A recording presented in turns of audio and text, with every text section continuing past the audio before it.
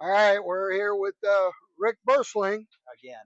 again, the Bellaire man, and we're talking about the uh, This is the Walters version. the Walters motor. Yep, came over to talk because I'm going to build one of his planes, and we're just trying to work out all the details and what is all involved. But I already got the two sides of the fuselage at the house, and he's going to tell me what kind of what I got to do. So Okay. What, Mike? I guess I have to tell him. I'll probably have to help him with it every 15 more minutes. more than you know. What Mike is doing is side-by-side version of this airplane, and he's looking at doing, of course, seaplane doors for easier access. What's a seaplane door for the people that don't know? Seaplane Because door. some people don't know. Okay, that whole door section itself, the whole door frame actually is a single piece door hinged at the top and swings up to the bottom of the wing for easier access, ingress, egress to the aircraft.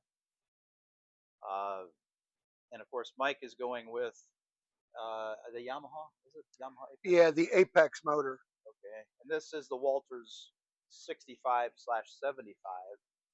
built in Czechoslovakia. It's a certified aircraft engine, and this was actually the last tandem Bellaire that we built out of six. And then, of course, here it is, uh, waiting for someone to go ahead and finish it out.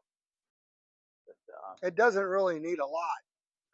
essentially, it's a whole kit, a complete kit. We're looking at building the wings, of course, out of wood spars, wood ribs, and the which is probably the most intense portion of the build.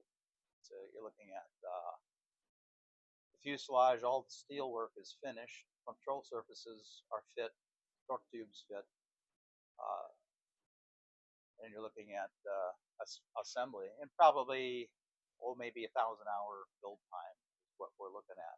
Because when the fuselage weldments are finished, that cuts down quite a bit on the build time.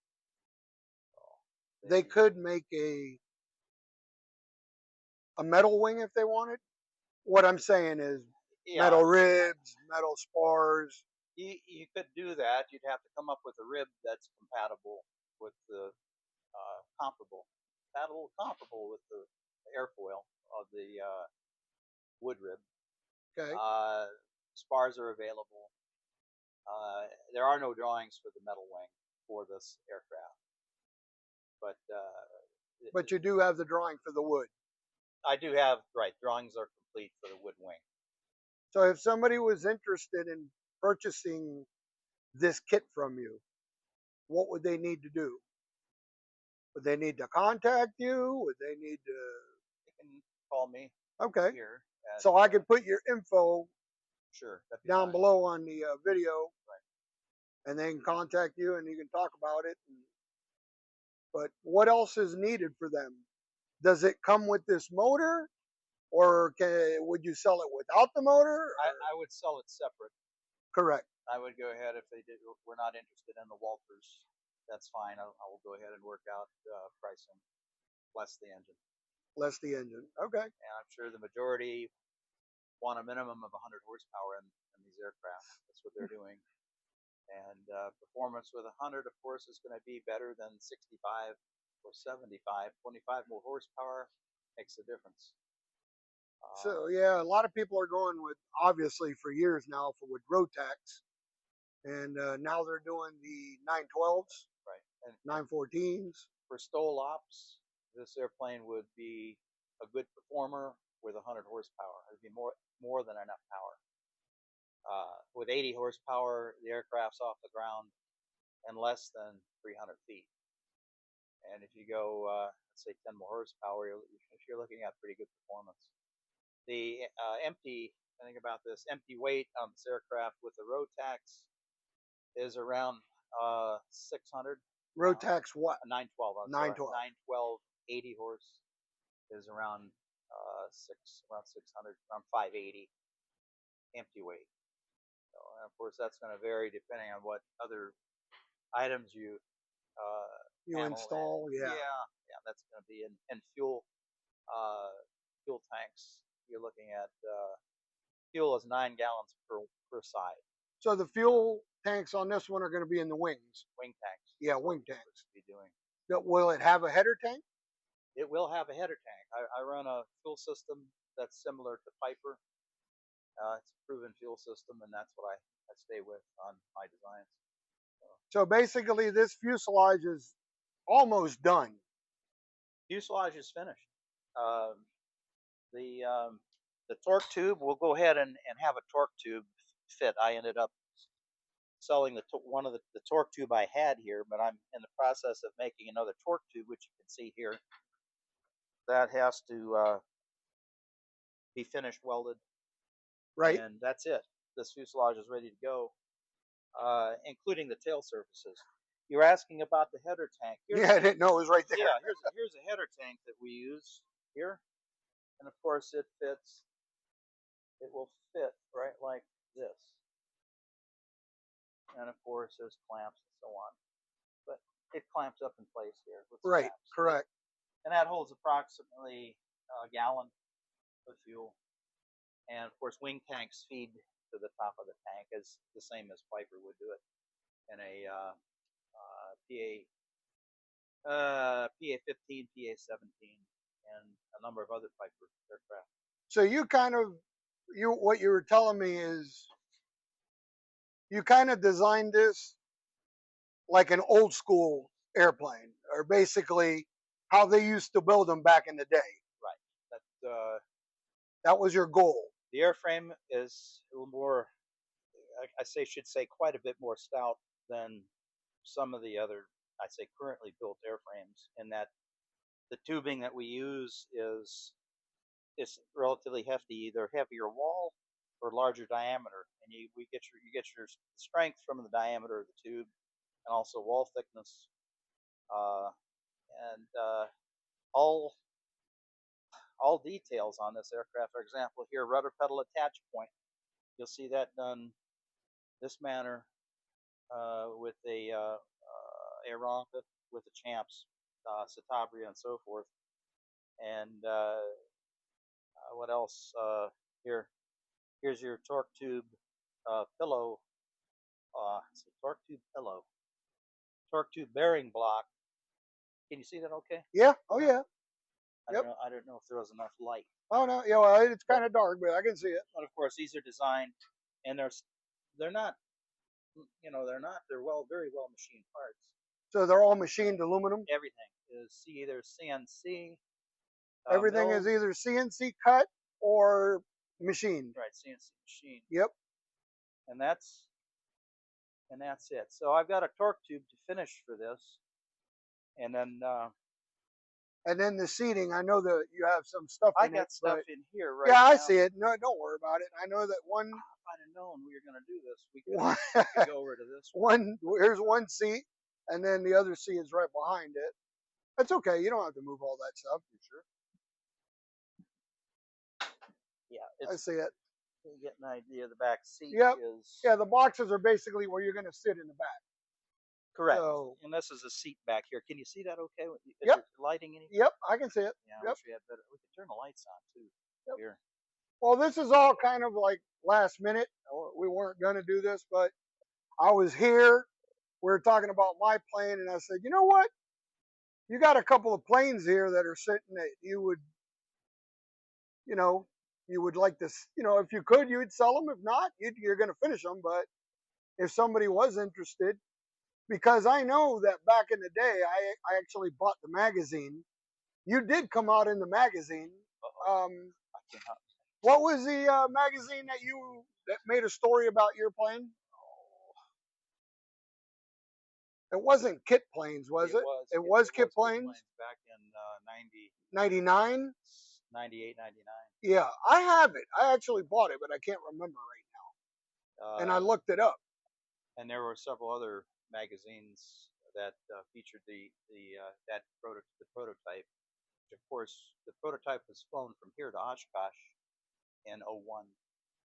Uh, and as far as the similarities or differences, this fuselage was extended to create a tandem, a little more, how can I say it, give more volume to the cabin area over the prototype.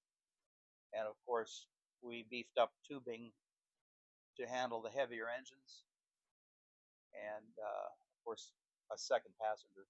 So And that prototype, I believe, I remember you saying it's still flying today up in Georgia, I think? the prototype's in South Carolina, South Carolina, that's it. and it flies regularly when they're flying it. Flies Yeah. regularly. They're And they haven't done really anything to it. no, Not a thing. So no. he's had that thing flying for what, over 20 years? It was finished in '97 Yeah, when it was quite a finished. bit. So it's been flying a while, Yeah. almost 30 years. Yeah. Wow, that's a long time. Yeah. So it might be time for recover. I don't know. Well, it all Good. depends how he keeps it, where he puts it, and It's always been hangared and it looks great. Uh, it's a beautiful airplane. I mean, I've seen it. I haven't seen it in person, but I have seen it in pictures and in a video. There's an actual video of it taking off at, was it Oshkosh or was it Sun and Fun? Sun and Fun. Sun and Yeah. Fun. Yeah. Yeah. And of course, somehow or another, uh, I think I was leaving that evening to fly back here, which I'm only about 40 minutes from Sun and Fun. And I never did get a chance to get back over there. I had other things to deal with here at the time. So I was going to go back, and they wanted to do some more videos, air to air with the air to air shots. Right. And of course, I couldn't make it back. Yeah. But, That's another story. We'll get into at another point in time. But there's reasons why the plane really never kind of sort of took off, if you want to say if the right word. what I But was, go ahead. I'm sorry. no, I was just gonna say. I mean, the plane. It's not the plane's fault. It was just some family problems that rose, and obviously family always takes precedence. Right. So we'll leave it at that. Right. I was going to say if you have time, we could turn these lights on and get some pictures of Absolutely. this one. Yeah. Do you want to give me a minute Go ahead. to do that? Let me walk around here. It'll take me a minute and a half with my knee. Don't mean to move the camera so quick, but here is the Starduster 2, I believe, that he's redoing for the gentleman. There's been a little bit of recover, repaint.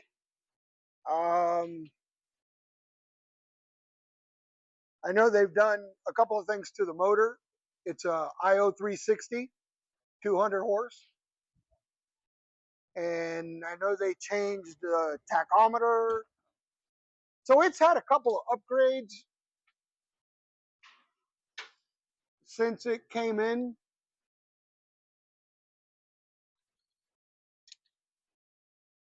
But it's a beautiful plane.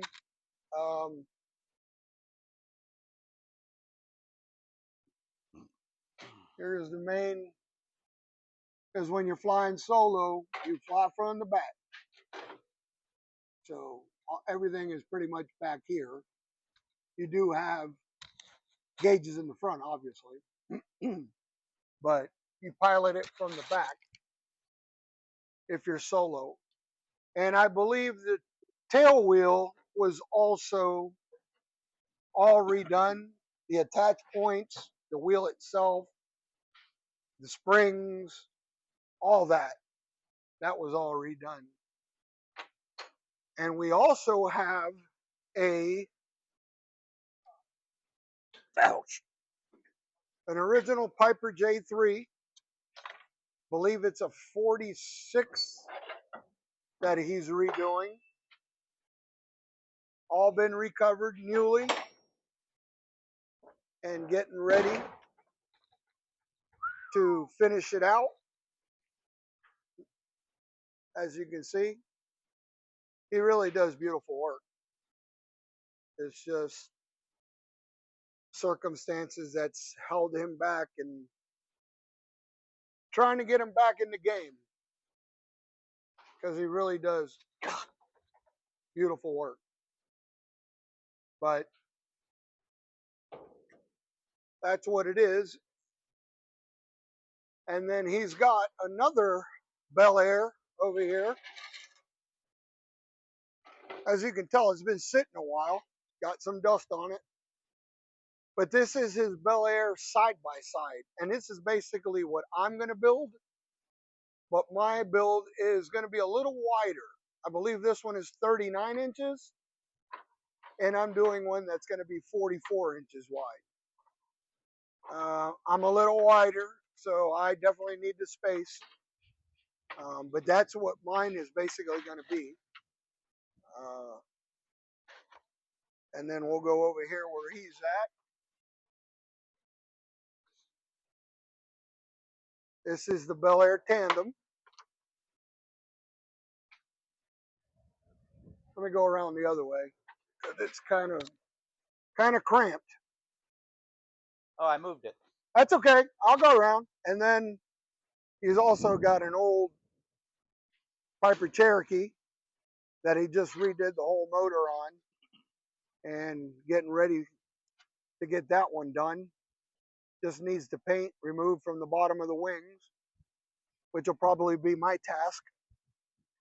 And then get it ready and pull the wings off it, inspect everything,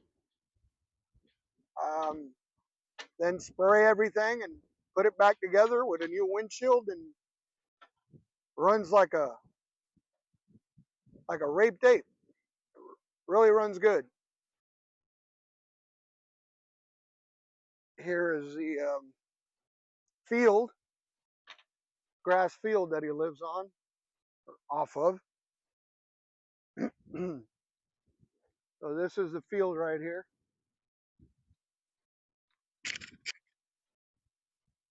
Which has got plenty of room. Plenty of room. It goes real deep, so there's no problem. And then here you got the other Bellaire that has a 912 on it, and I'll let him do the talking on this. But this is another one that's actually available if anybody was interested. That's going to be available real soon. This one is my demonstrator. It may not be available. Okay, well, but I guess anything. Yeah, anything. I got you. Is for sale. Right. How it goes, everything's for sale. Everything is, well, I never say everything. But anyhow, what we're doing is a 912 80 horse. Is that a C box? No, that's the. Oh, that's the incorporated box that comes with it. Okay. Yeah, my mind went to 582. Yeah. Gear ratios, I don't know. I'm looking for the stamp. They don't have a tag on it. They're usually, remember 246. I don't remember the gear ratio on this one. But if you go with the lower gear ratio, you can turn a larger propeller, and your efficiency is up with the larger diameter propeller. And again, the goal for this aircraft was a semi-STOL type aircraft. What do I have to do to finish this thing up? I've got one more wing to build in my spare time, and which is limited. Well, eventually you'll get to it. Like everything else. Yeah. But, I wanted to go ahead and show them this cabin rib. Yep. Deal. We use the composite lock. Composite lock ribs are used in the wing builds on the Sea Ray. I don't know if Mike, you have pictures of the Sea Ray. I do. I can incorporate them into the video at some point when I start editing. And that was the prototype wing for actually the air cam. And of course, we did 2 air cams with composite lock ribs, a composite rib. And what we're doing is, I'll show you. And one of those air cams is that triple tree, isn't it? Yes, yeah, it's in there. They fly that regularly during the season, and they have about 800 hours. I'm guessing, as I was told around last time I talked to them, was around 600 hours. Yeah, everybody who flies that or the one you just finished they're raving, and everybody loves that darn wing. Flies well, it performs very well, and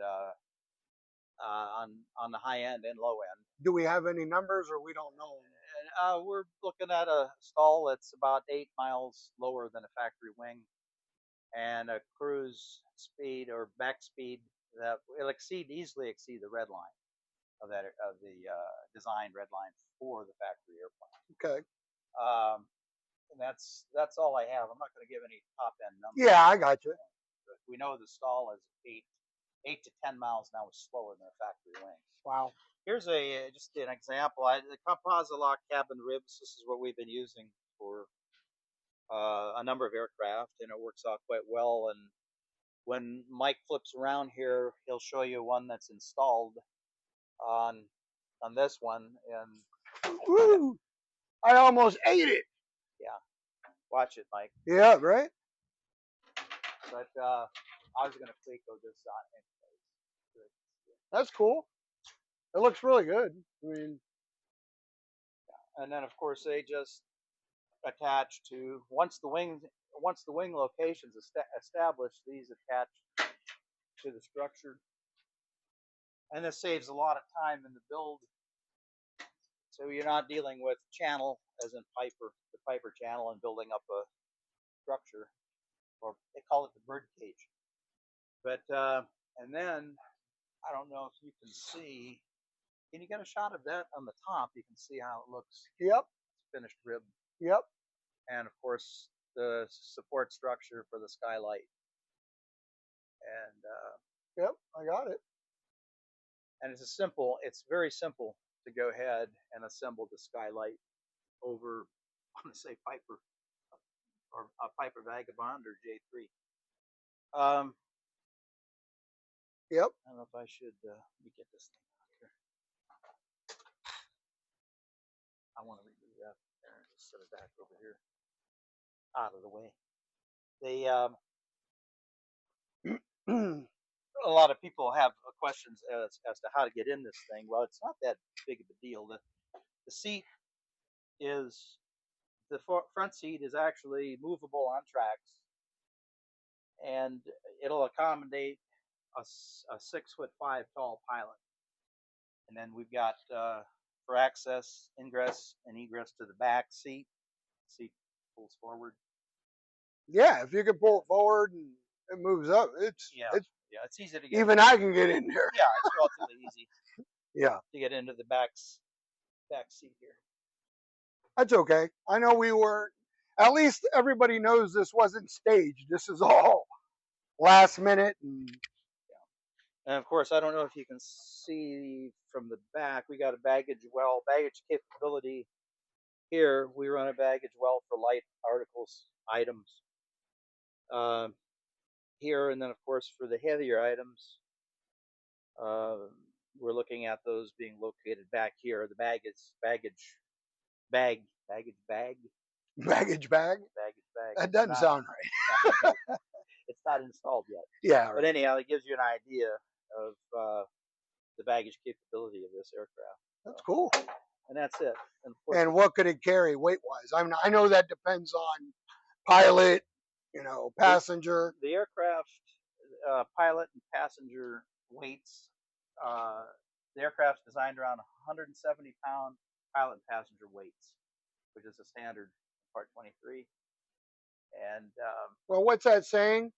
Made for beer drinking Germans, was it? Well, yeah, it's a thing. Beer drinking Germans. Some of those guys are pretty big. But this was a lot of friends of mine are beer drinking Germans. Well, what do I do? What do I say? I know what you mean. Heavier. Like me, I weigh 230. Yeah.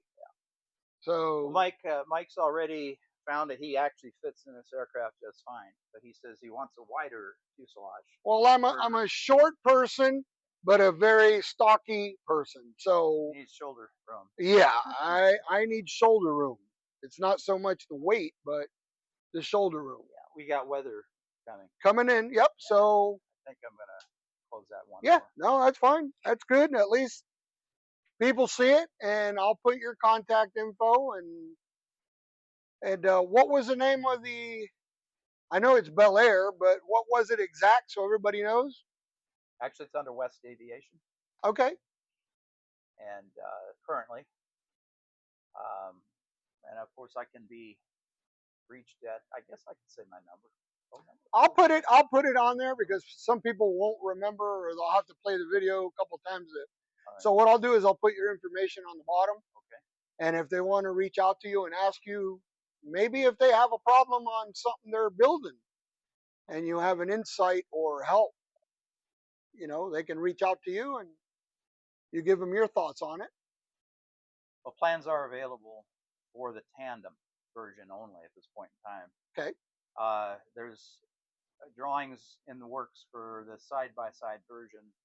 They won't be finished for a while. We've got a metal wing that we're doing for that aircraft for the side-by-side. Now, I know that rain's coming and we want to finish quick, but I know we were talking about folding wings too, so that might be something else that I might come back for, and because I know that you're trying to set that up for myself. Right, Mike is looking at a folding needs a folding wing version, and I was years back. I've had multiple requests for a folding wing version of this airplane, and he was too hard headed. I'm under whatever exactly. You're old school. You're old school. Old school don't fold their wings. I get it.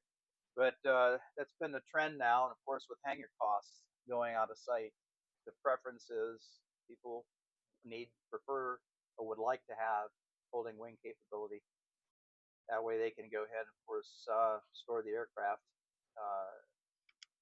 in I'm going to say it, a lesser space. Oh, 2-car garage, as long as it's 10 foot wide, I think. The side by side needs at least a minimum of a 10-foot wide garage door opening. What about height? Height is fine. I've got if you have 8 feet. So you're good. That's fine. Okay, so basically it's widthwise. Or 7. I say 7 feet. I believe this is. I gotta take about 7 feet. I think is a standard. Yeah, so that's a normal door. Yeah, yep, normal door. But 10 foot wide. Yeah, is what we need. So, well, a lot of people that have a 2-car garage with one door, the door is like 16 foot. It's right. A real wide door. Right. That'll work too. Yeah. Oh yeah. Yeah. But that's it. That's where we're at. All right. Cool.